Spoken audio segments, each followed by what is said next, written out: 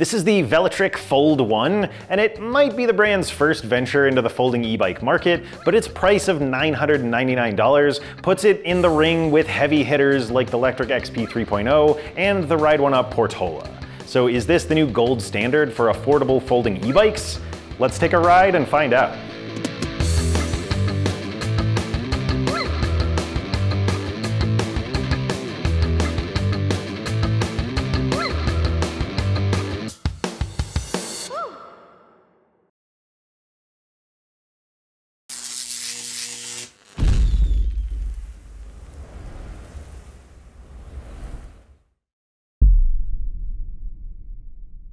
Welcome to Electric Bike Report. My name is John. A couple quick notes before we jump in.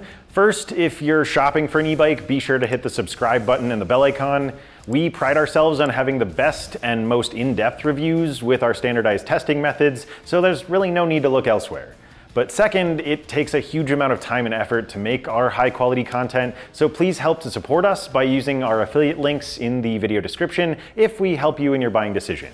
It won't cost you anything extra, and it lets us know you appreciate our hard work. But back to the star of the show, there are more and more folding e-bikes in the $1,000 price range hitting the market every day, and most of them are pretty good. If you found yourself a little overwhelmed, you're definitely not alone. I was honestly blown away when I found out the Fold 1's price. I expected it to be about $1,300 or $1,400 based on how it felt to ride, and I think that just goes to show how good of a bike it is. It includes lots of fairly standard features at this price point, like a 7-speed Shimano tourney drivetrain with a 52-tooth chainring and an 11 to 28-tooth cassette, as well as a hydraulic disc brake system with 180mm rotors. But Velotric raised the bar with things like a 750-watt rear hub motor, a bigger than average 48-volt 608 watt-hour battery, and a ridiculous payload capacity of 440 pounds, including the rider. Most full-size cargo bikes don't even go that high. There's a ton of upfront value with this bike, but of course, features and performance are often two different things. So how did it do in our testing? We'll talk about specifics later on, but to give you a preview, the Fold 1 gave us one of the longest range test results we've ever seen from a folding e-bike, and it shined in a few other areas of our testing as well. We also really liked the Fold 1's overall handling. So its tires are fairly standard at 20 inches by 3 inches with knobby tread. They're made by Chaoyang, but the bike's handlebars are wider than most at 660 millimeters, so they gave the steering a more precise and less twitchy feeling when compared to a lot of the other similar bikes out there. Going through the things we haven't discussed yet, the Fold 1 includes a welded rack with 120 pounds of carrying capacity, and it's compatible with optional cargo baskets and passenger accessories, including a seat pad, foot pegs, and a handrail. The bike includes a coil suspension fork with 60 millimeters of travel, as well as front and rear alloy fenders, a headlight, and a tail light with brake light functionality, and a custom saddle. Up in the cockpit, there's a telescoping and collapsible stem. The handlebars have locking ergonomic rubber grips. There's a trigger shifter on the right handlebar next to a bell, and a black and white display and control panel on the left side, along with a throttle lever. And then to run through a few additional details, the bike weighs 67 pounds, including the 10-pound battery. The battery is UL 2271 certified and carries an IPX7 rating, while the bike itself bears an IPX6 rating and UL 2849 certification. It ships as a Class 2, but it can be set as a Class 1 by removing the throttle, or a Class 3 by adjusting the bike's maximum speed. And finally, it's available in 3 color options, including stone gray, pearl white, and let's be honest, the best of the bunch, this electric blue. So with the highlights and specs covered, let's run through a quick folding demo so we can move on to our test results. So the Fold 1 has a pretty standard step-through frame design with a central hinge, plastic folding pedals, and the collapsible stem that I mentioned earlier. I'll go ahead and fold the bike down so you can see the process.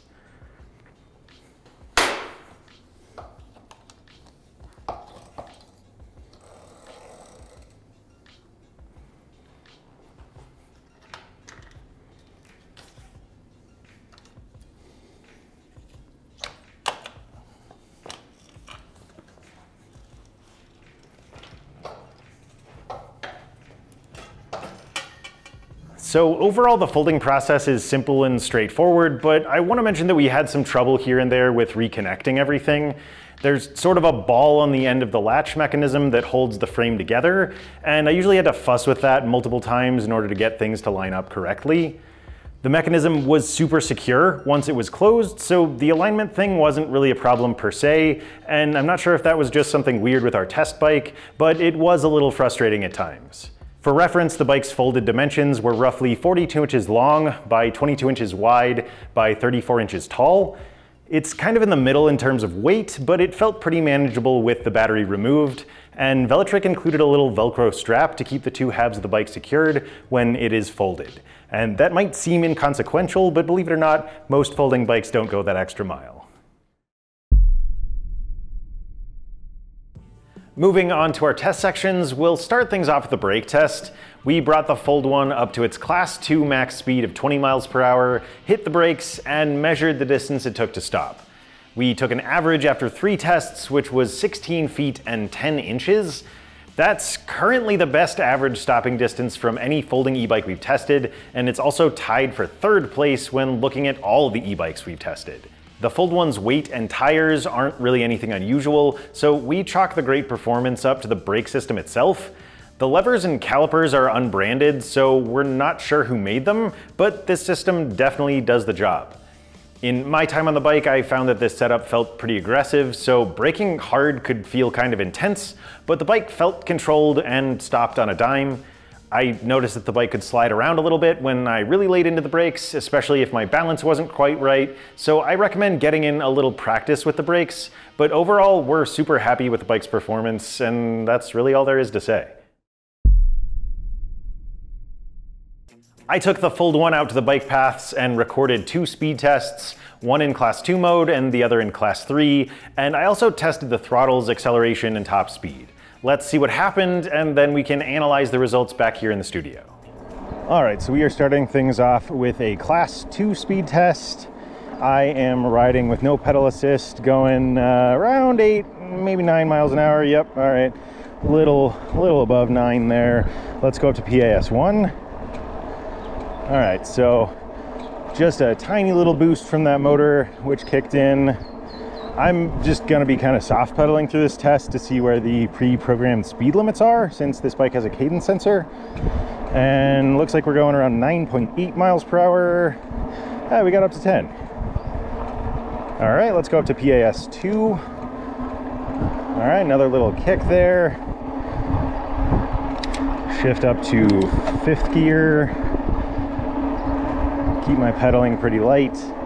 But you know, this is a nice casual pace at the moment.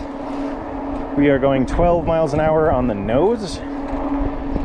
Let's go up to PAS 3. You can see that it gives me a little boost every time we move up in the settings, so I don't know, I like that. I think that's fun. All right, we're up to 14.6 miles per hour in PAS 3, so I mean, this is super breezy, just really relaxed and nice. We're going up to 14.9 miles per hour. Let's go up to PAS 4.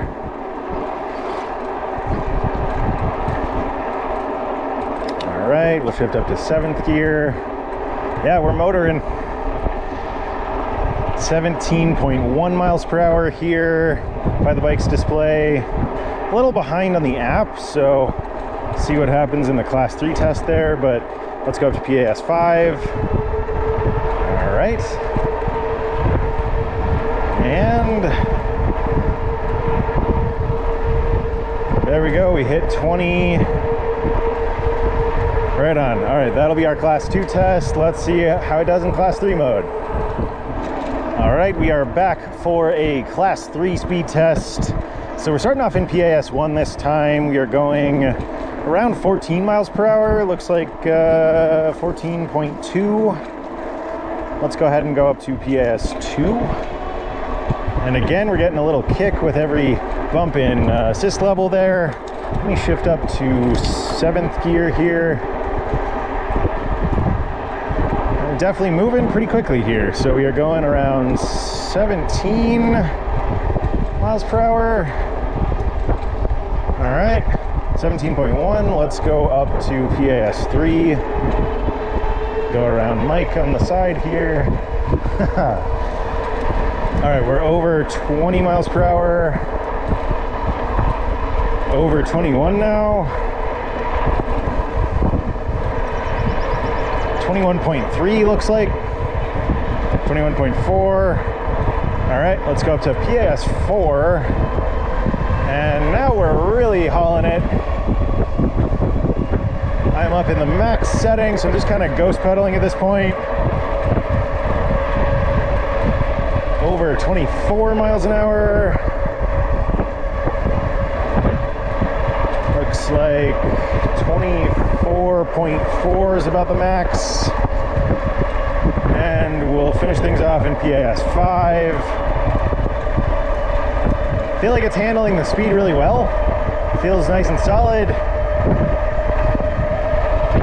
Definitely still building pretty quickly here. Up to 27. Well, 26.9. Now I do have one bar of the battery depleted, so that may make a difference in top speed. But yeah, it looks like 26.9 is going to be the max at this point in time. So, all right, we will call it there. Let's go check out the throttle. All right, and then let's do a throttle acceleration test from 0 to 20. I've got the bike set to PAS 5 since the throttle speeds are tied to the pedal assist system. So let's start in 3, 2, 1, go. And there's Mike. Picking up 17, 18, 19. And let's see if we can hit 20. 20.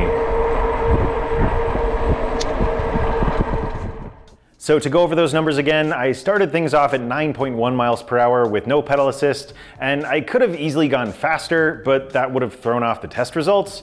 Going up from there, my speeds in the Class 2 test were 10 miles per hour in PAS 1, 12 in PAS 2, 14.9 in PAS 3, 17.1 in PAS 4, and 20 miles per hour on the nose in PAS 5.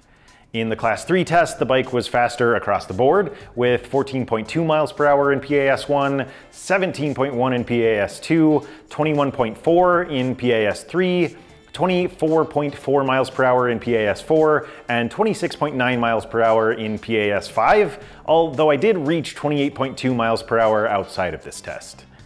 When it comes to those results, I have only good things to say. The distribution of power levels was really even in both tests, so every time I moved up to the next setting, I got about the same jump in speed. Each of the settings felt distinct, and there were totally different profiles between the different class modes.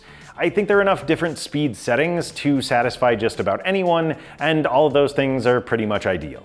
I really liked that the throttle shared the same top speeds as the pedal assist system, and I also liked the bike's acceleration changed with those. So PAS 1, 2, and 3 were nice and gradual, while PAS 4 and 5 had a little more punch while still feeling nice and controlled.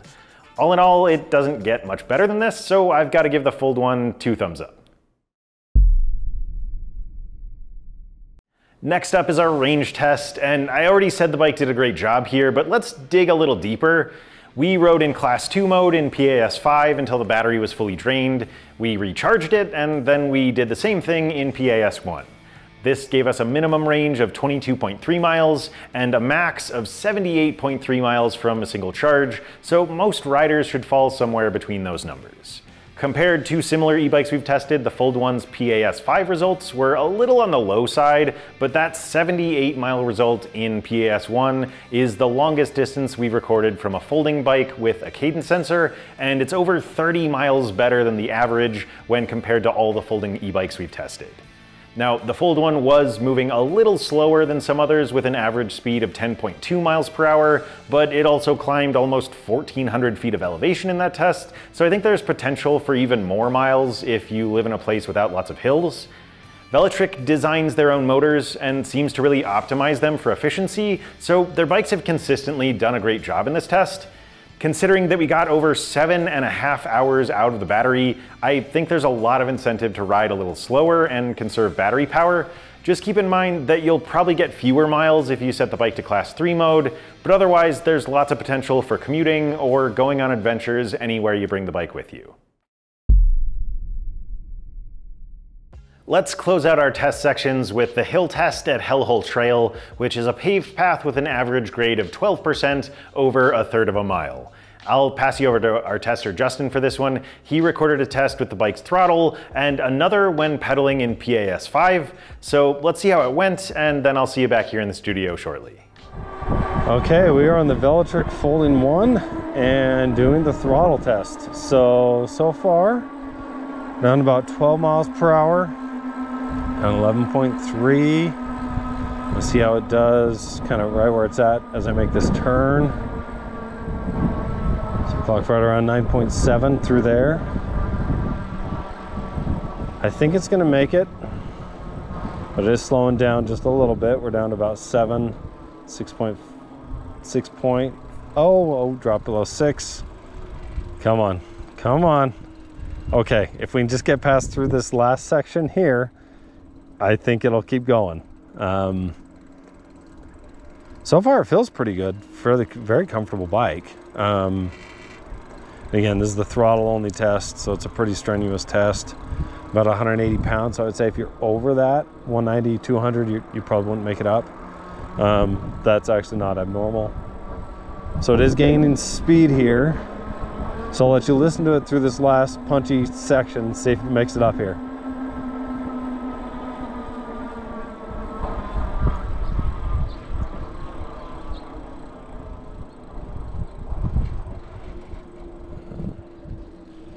How's it going? Yeah, so it did. So got down to 4.9, and as you can tell, the motor's pretty quiet, just in general. It has a really, it's not loud, which is great. I don't think this is gonna be a, killer crazy speed demon result, but it made it up, so that's good.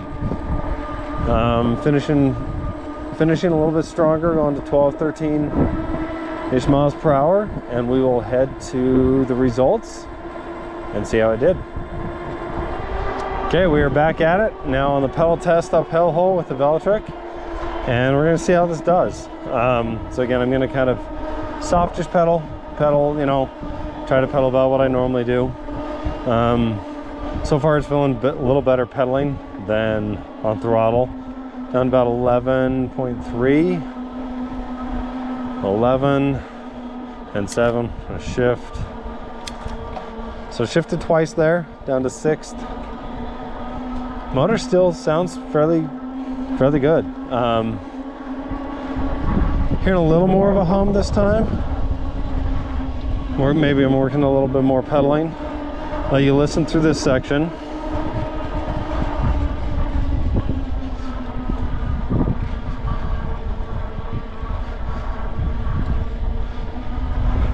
So yeah, kind of keeping that soft pedal, drop down to about 9.8 miles per hour. We'll definitely get a better result pedaling than throttle. I'm curious to see how this ends up comparing to some of the other folding bikes. Oh, careful, squirrel. But yeah, so we'll go to the tape and see how this did on the pedal test. So Justin's pedal test results were 1 minute and 25 seconds with an average speed of 12.8 miles per hour, which was right around the average when compared to other folding e-bikes we've tested. Right now, that time is 1 minute and 23 seconds. That makes sense to us as the motor here is technically on the more powerful side with 70 Newton meters of torque and a peak of 1050 watts, while the bike itself is a little on the heavier side, so those factors seem to offset each other. The bike almost didn't make it on throttle, but we were really happy that it did. Justin's result of 1 minute and 59 seconds at 9.1 miles per hour is the slowest result we've seen from a folding bike in that portion of the test, which shows that its throttle is tuned down a little more than most. Our contact at Velotric told us that this was an intentional move to make the bike feel more controlled on flat ground, and that it naturally would not be as fast of a hill climber because of that. We consider any bike that can finish this test to be successful, and we liked how steady and controlled the throttle felt, even if we did expect it to have a little more juice for climbing hills. It's good to remember that Hellhole is pretty extreme, and the Fold 1 did just fine for me on more regular sized hills. I think the bike's fairly reserved level of power helps it to be more accessible to a wider audience, and when it comes to hills, it can still do most, if not all, of the heavy lifting. Bottom line, you shouldn't have to worry about hills in most cases, and even if you have to pedal, you won't have to work very hard. Performance and feel can often be two different things, but I think in the Fold 1's case, everything lined up really well. Let's take the bike out one more time and talk about its ride quality, and then I'll meet you back here to wrap things up. All right, so the Fold 1 is a folding bike, and it has an upright riding position. There's a single frame size that fits riders from 4'9" up to 6'5", and I'm 5'11", so I'll try to tell you a little bit about what I'm feeling. I've got good leg extension here. There's about 7.5 inches of saddle height adjustments. And then the reach is on the longer side, which is not unusual for this style of bike. So my arms are pretty outstretched here. And I'd say that the handlebar height is relatively low, even with the full extension on the telescoping stem here. So there's about 2 3/4 inches of adjustment on that. But it feels good, you know, it feels comfortable. I like the handlebar width, 660 millimeters, which is a little wider than you get with most folding bikes in our experience. And then let's see, we have a front suspension with 60 millimeters of travel. That is a coil fork. And then we are rolling on 20-inch by 3-inch fat tires made by Chaoyang. So those have an off-road tread pattern and the hippo skin puncture protection. And I feel like this size of tire is really nice. You get good maneuverability from the diameter, and then really a nice balance of stability with a little bit of a lower weight with the 3-inch width there. I feel like that's kind of the ideal middle ground. And then we have a 750 watt rear hub motor with a cadence sensor. So I'll kind of show you how quickly that engages here. We'll bump up to PAS 5, and then I'm just gonna coast a little bit, and I'll tell you when I'm gonna spin the pedals so you can see how quickly that kicks in. So let's do that now. All right, so that was about a half turn of the cranks. Then you can see we're picking up pretty quickly here in PAS 5. So there are 5 PAS settings, and then of course you can change your top speed as well. But we'll call it there. Let's bounce back to the studio and wrap things up. I want to revisit the bike's rider height range and fit to start. I rode this bike back to back with many of its competitors, and while they all had their strengths and weaknesses, I think the Fold 1 is possibly the most comfortable folding bike I've personally tested. For me, it seemed sized just right, where some of those other bikes felt awkwardly small or just a little out of whack with their geometry. This style of bike usually has some trade-offs when it comes to comfort and handling, but I think Velotric really nailed both of those things here as well. The saddle felt great. I really liked the wide handlebars. The stem didn't feel as flexy as some other bikes, so cornering felt nice and crisp. And the overall size of the bike seemed to be balanced well with its ability to fold. The user interface was nice and simple too, so overall its ride quality was great. Personally, I'd have preferred a twist throttle, but that's another one of the many optional accessories that you can pick up and swap out either at purchase or down the road. The thing I keep coming back to about the Fold 1 is that it just seemed like a more expensive bike. The build quality felt solid, the comfort level was right where I wanted it, the bike's power and speed were fun but also really manageable, and the payload capacity is kind of insane. Our whole team was really impressed with this bike, and I think its test data backs that up as well. The only problem we encountered was some misalignment with the latch on the folding mechanism, but that wasn't really a problem as it sorted itself out after a couple of tries. And it's also entirely possible that that was a one-off thing with our test bike. In the big picture, this bike has a lot of competition at its price point, and we think it came out on top in most areas. So if you're looking for a highly practical folding e-bike that gives you a little more freedom on your adventures, or even if you just want a good, affordable e-bike for daily use, we were kind of blown away by this one, and we definitely think it's worthwhile.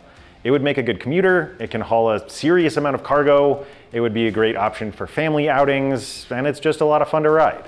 If you decide to pick one up, please make sure to use our affiliate link in the video description. We'll leave another link to our written review there as well. Please also consider giving this video a like if you found it helpful. Doing that helps us to reach a wider audience. And let us know what you think about this bike down in the comments section. But otherwise, thanks for taking a ride with me today. Again, I'm John with Electric Bike Report, and this is the Velotric Fold 1.